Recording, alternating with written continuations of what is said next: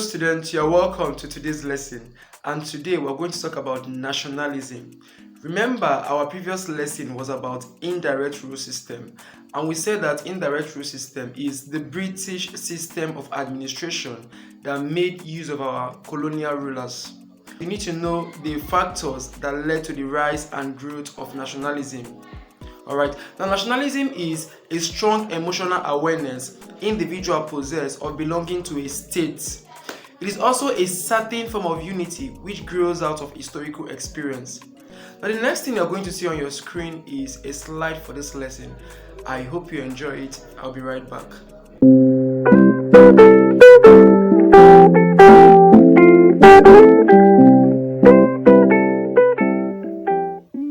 Hello student, you're welcome to another exciting lesson, and today we're going to talk about nationalism. Nationalism. Can somebody say nationalism? What is nationalism? Nationalism may be defined as a certain form of unity which grows out of historical experience. It is a sense of oneness that emerges from social groups trying to control their destiny, environment, and to defend their interest against competing groups. We can also say that nationalism is a strong emotional awareness individuals possess of belonging to a state. It is that strong emotional awareness of belonging to a state held in bondage by foreign domination, which leads to the struggle against such foreign rule and domination. So you can see that nationalism has to do with what? The struggle for what? For national unity. The struggle against foreign rule, foreign domination. Now, in the 19th century, Nigerian nationalism were both the traditional rulers and the few elites in what later became what? Nigeria. When we say elites, they are a small group of people who exercise power and influence. They are those people who make or shape the main political and economic decisions in a country. They were generally referred to as traditional nationalists. These people were opposed to giving up their territories because they were denied respectable positions in their land or communities by reason of their race. Nationalism in Nigeria could be traced to the period before the British colonial rule or administration and the amalgamation of the Northern and Southern Protectorate in 1914. As at then, there was an increasing resistance by the people to the British conquest and its intended domination. The British, you can see that as at then, the British was already dominating Nigeria. But the nationalists were never ready to accept defeat. They kept on struggling against foreign domination, protesting, and so many other activities that took place back then. If you can remember, in our last lesson, we discussed about colonialism, colonial administration, that the British came to our country. They came to our country to explore various resources, various economic resources, and they tried to control our administration. Before we discuss further, I am going to mention some nationalists, heroes and heroines that stood firm during colonial administration to ensure that Nigeria is free from foreign domination. Now, the first nationalist we are going to discuss about is Chief Obafemi Awolowo. Yes, it is a very big name. He's late. Now, Chief Obafemi Awolowo, his full name is Obafemi Jeremiah Oyeniyi Awolowo. Now, this famous nationalist lived in Nigeria in the 20th century. He died as a hero. He did a lot to promote the independence of our country and became the true leader of his nation. Well, that's a very good one. Being a lawyer, he also studied commerce and was interested in what? Journalism. Okay. Now, have you heard of Nigerian Tribune? Yes. Now, Nigerian Tribune was started by him in 1949. Chief Obafemi Awolowo spread the nationalism. Late Chief Obafemi Awolowo spread the idea of nationalism all across the country. Now, after his death, we still acknowledged his bravery. Now, there's a university in Ife. I said there is a university in the West known as University of Ife.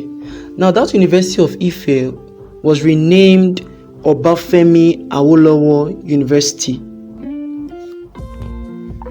He was actually not the owner of the university.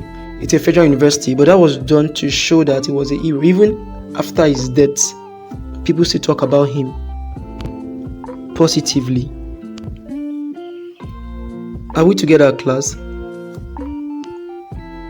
The second nationalist I'm going to talk about is Herbert Macaulay. His full name is Olayinka Herbert Samuel Badmus Macaulay. He was also a popular nationalist leader at the end of the 19th and in the 20th century. He was highly educated and very talented. Just think of this. He studied architecture and was in love with journalism. He was also a well-known politician who actually founded the whole nationalism movement in our country. The third nationalist we're going to talk about is Nnamdi Azikiwe, who is the father of nationalist movement in Nigeria. A university in the eastern part of Nigeria was named after him, known as Nnamdi Azikiwe University, Awka. That shows that even after his death, he still cannot be forgotten by Nigerians. His full name is Nnamdi Azikiwe, but many of his countrymen remember him as Zik, who lived in the 20th century. Besides becoming the father of Nigerian nationalism, this man was also the first ever president of Nigeria from October 1963 until January 1966. The next nationalist is Ahmadu Bello. His full name is Alhaji Sir Ahmadu Bello. This is another impressive politician who became the only premier of the northern part of the country and served in this position from 1954 until 1966. Along with Nnamdi Azikiwe, he fought for the independence of Nigeria from the British rule, and this was a successful movement that led to our freedom. Even after the death of Sir Ahmadu Bello, a university in the north was renamed after him as Ahmadu Bello University, which is popularly known as ABU Zaria. I believe you must have written down those points. Now let us see the features of nationalism before the Second World War. Are we together? Features of nationalism before the Second World War.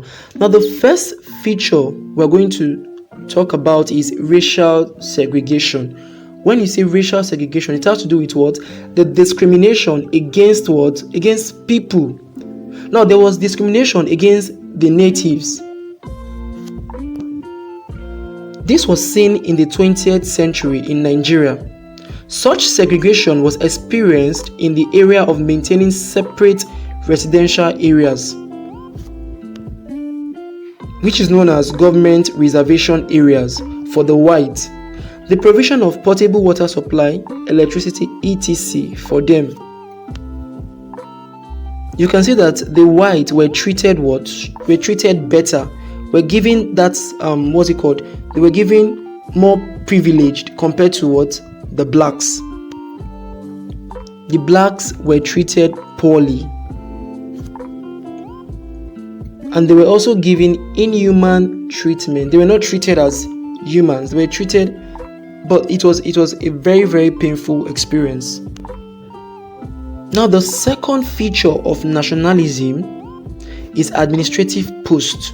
Now, Nigerians were not allowed to hold any administrative post, and the highest they could attain was that of chief clerk. That was the only position they could attain as at then, that of chief clerk. Now, the next feature is economic exploitation. When we say economic exploitation, it has to do with what? It has to do with what? The exploitation of our resources by foreign firms. Now they come to Nigeria, they explore our various natural resources, and what do we get in return? Peanuts. They give us a small amount, that is a small amount of money, but something little that cannot be measured with what they've taken from us. They took so much from us and they gave us less. They are not measurable. What they took from us is more than what we were given. The next feature is harsh treatment. Now, the colonial authority maltreated even the traditional rulers. For example, Jaja of Okpobo and Nana of Ishekiri. This resulted in negative reactions and disregarded for the white colonial officers by the natives, and opposition to colonial rule. That was why they never wanted colonial rule. They kicked against colonial rule because of harsh treatment. Now, the next feature is lack of adequate educational facilities. Now, the missionaries who were out to provide education did not achieve much due to financial problems. Yes, they were having some financial problems. They could not achieve much to provide adequate educational facilities. Those resources used for teaching and learning, they are called educational facilities. Are we together, class? However, the essence of education at the time was not to produce high-level manpower, but basic education that will help the recipients to be able to read and write. What it means is that they wanted to provide basic education that will help our own people to learn how to read and write, to understand simple English, to communicate effectively. The next feature of nationalism was the emergence of political organization. Yes, the National Congress of British West Africa, known as NCBWA. We also have the Nigerian Youth Movement, the NYM, the Nigerian National Democratic Party, the NDDP. Yes, the NDDP, and they were all established as effective instruments to oppose or resist colonial rule. That was the reason why this political organization were established. Now, we also have mass media.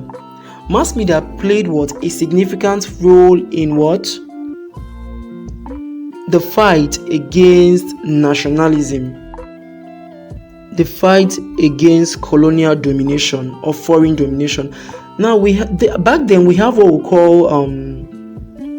what is called the West African Pilot, Lagos Daily News, and so many other newspapers. Then they played vital roles in fighting colonial rule and domination in Nigeria. The next thing we're going to look at is the factors. Are we together, class? The factors that led to the rise and growth of nationalism in Nigeria. What are the factors that led to the rise of nationalism in Nigeria? Now, the first factor here is the Atlantic Charter. The Atlantic Charter emphasized the right to self-determination by all the people of the world. The charter was in conflict with the British colonial policies in West Africa, but the American government favored decolonization. This encouraged the nationalists to demand for independence. When you talk about decolonization, it has to do with what? It is the opposite of colonialism. It means to end or to eradicate what? Colonialism. Now the next what's it called? The next factor is what? The British Labour Party. The British Labour Party had what? Influence in opposing what? In opposing the Conservative Party's policy on colonization, and that influenced the growth of nationalism in Nigeria. On a final note, nationalism is the struggle against foreign rule and to ensure that a state is free from foreign domination. I believe you understand this topic and you must have written something down. We are going to discuss another exciting topic in our next class. Thanks for listening and bye. Alright, welcome back. I believe you enjoyed the lesson, and by now you should be able to understand that nationalism is a certain form of unity which grows out of historical experience. And you can also say that nationalism is a strong emotional awareness individual possess of belonging to a state held in bondage. Alright, see you next time with another exciting lesson. Bye.